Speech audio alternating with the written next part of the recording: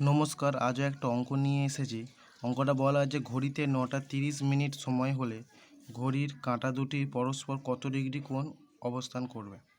উত্তরটা 105 ডিগ্রি। বা এখানে অবস্থান 9:30 ঘড়ির ছোট কোণের মান কত। 9:30 সময় হলে ঘড়িতে তার ছোট কোণের মান কত, ছোট কোণ কত ডিগ্রি, এটা এরম করেও প্রশ্ন আসতে পারে।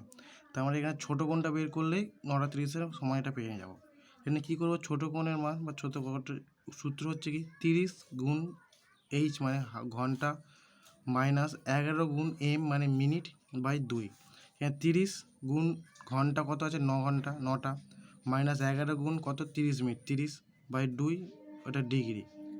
তাহলে 270, 3 নং 270 minus 330 by 2 bracket close degree.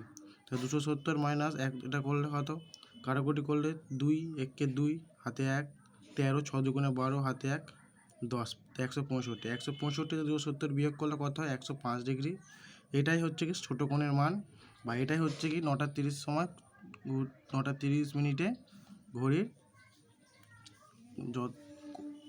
105 degree কোণ উৎপন্ন করবে। দেখো এটা যদি ঘড়ি যদি এরকম হয়, এটা ঘড়ি, এখানে এটা ধরো 12টা, এটা 6টা, এটা 9টা, এটা 3টে।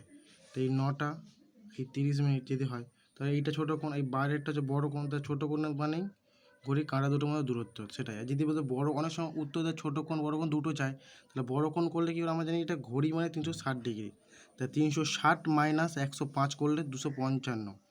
তো কত, 255 ডিগ্রি হচ্ছে ঘড়ির বড়ো কোণের মানে। 5 যা করলে 5 হাতে 1 5 1 2, 255 হচ্ছে বড়ো কোণের মান, মানে এইটা 255 আর এইটা হচ্ছে কি 105। আশা করি সবাই বুঝতে পেরেছো।